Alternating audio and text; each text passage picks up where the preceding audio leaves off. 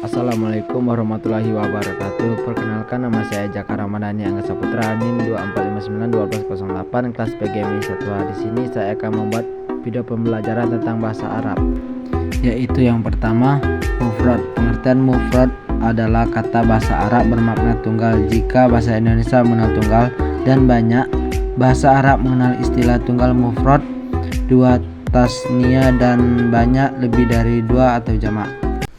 Pengertian isim mufrad dalam istilah ilmu nahwu adalah sebagai berikut: Malaysia, Musa, wala, mah, mu'ala, wala, muhaqqala, bihima, wala, minnas, ma'i, khosak. Yang artinya isim yang bukan mutsana tasniyah, bukan jamak, bukan mulhaq jamak atau mulhaq tasniyah, dan bukan pula dari asmaul khamsah, isim yang 5. Contoh mufrad dalam Al-Quran. Pada dasarnya isim mufrad adalah isim yang menunjukkan suatu jumlah bilangan tunggal.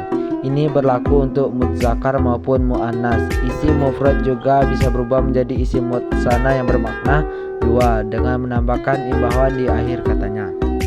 Jenis-jenis mufrad: 1. Isim mufrad mudzakkar, tunggal laki-laki. Isim mufrad mudzakkar merupakan kata tunggal untuk laki-laki atau sesuatu dalam kurung benda yang dianggap laki-laki oleh orang Arab.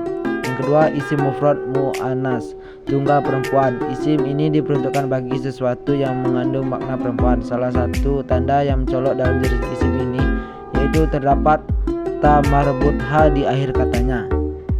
Yang ketiga, isim mufrad munsorib dan sohi. Jenis isim ini menerima tanwin dalam kata tunggalnya. Contohnya yaitu Muhammad yang merujuk pada Rasul terakhir dalam agama Islam. Yang keempat, isim mufrad mu'attal akhir. Isim mu'attal akhir adalah jenis isim yang huruf akhirnya berupa wawu, alif, dan ya. Contohnya adalah alma, alhamin, insa, dan lain-lainnya. Yang kedua, mutsana. Pengertian mutsana adalah kata yang menunjukkan dua, baik laki-laki maupun perempuan. Jangan menambahkan alif dan nun pada isim mufrad dalam keadaan rafa atau ya, dan nun dalam keadaan nashab atau ja'ar. Isim mutsana disebut juga dengan isim tasyiah dan menunjukkan jumlah dua atau ganda. Isim mutsana dibentuk dengan menambahkan huruf pada isim mufrad, yaitu huruf alif dan nun dalam keadaan marfu. Cara membuat mutsana. Mutsana adalah kata yang menunjukkan arti ganda, dua, baik mudzakkar maupun muannas.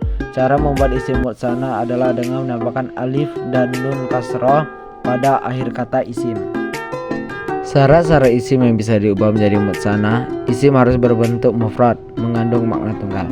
Maka isim mutsana dan jamak tidak bisa dijadikan mutsana. Contoh, muhdasana atau muhdaswanu.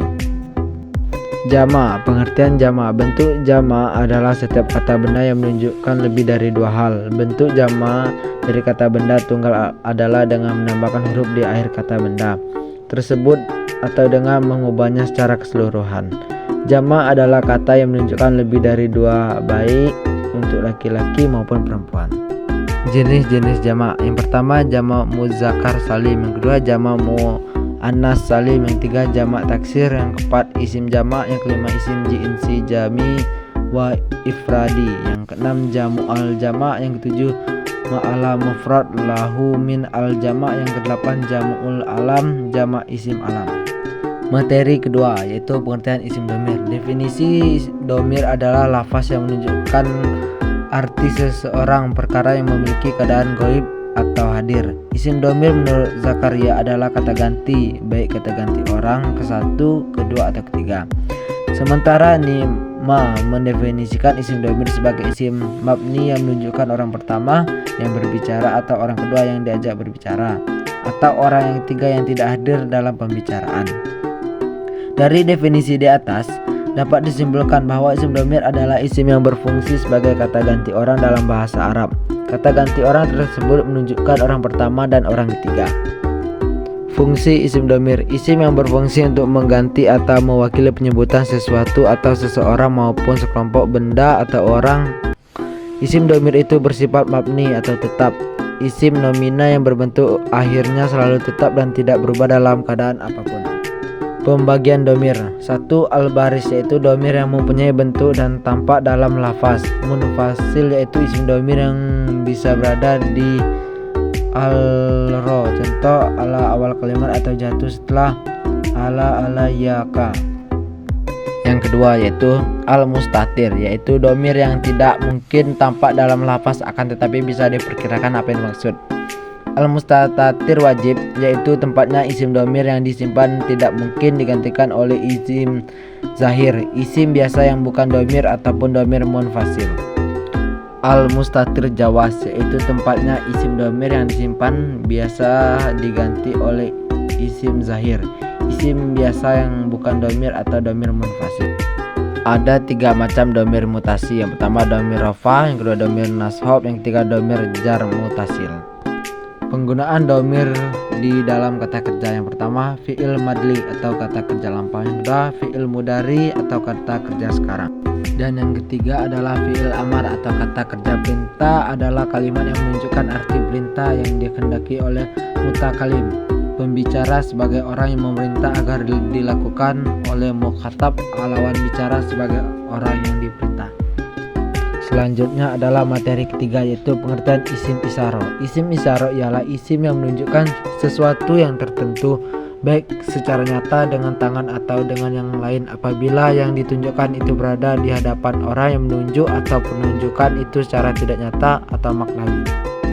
Macam-macam isim isyaro. Pada dasarnya ada 2 macam kata tunjuk. Yang pertama isim isyaro atau kata tunjuk yang di dekat haza ini. Yang kedua isim isyaro atau kata tunjuk yang jauh, zalika itu. Adapun macam-macam isim isyaro. Yang pertama isim isyaro untuk menunjukkan isim mufrad atau tunggal. Yang pertama untuk menunjukkan sesuatu yang di dekat li'il qorib. Yang kedua jika benda yang ditunjuk adalah mudzakkar. Yang B jika benda yang ditunjuk adalah mu'annas bermakna perempuan. Yang C menunjuk benda yang jauh, li'il ba'id. Yang pertama jika benda yang ditunjuk adalah mudzakkar, yang kedua jika benda yang ditunjuk adalah mu'annas. Isim isyaro untuk menunjukkan isim mutsana.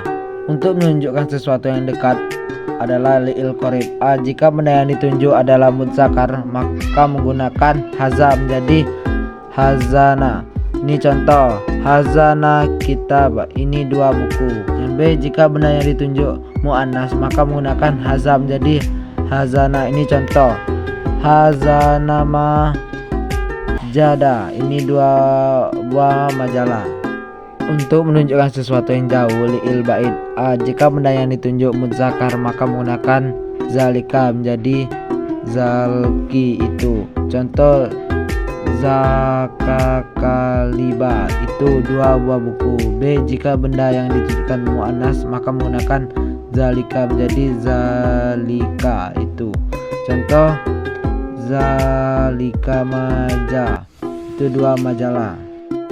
Isim isyaro untuk menunjukkan isim jamak. Untuk menunjukkan isim jamak yang berakal. A. Jika isim jamak yang berakal mudzakkar atau mu'annats itu letaknya di dekat, maka ini bermakna untuk huwala menggunakan isim jamak berakal lil qorib. Contoh, wal toba, ini siswa-siswa.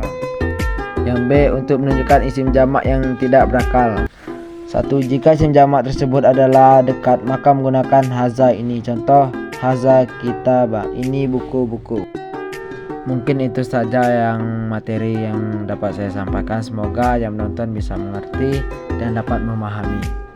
Sebelumnya terima kasih. Wassalamualaikum warahmatullahi wabarakatuh.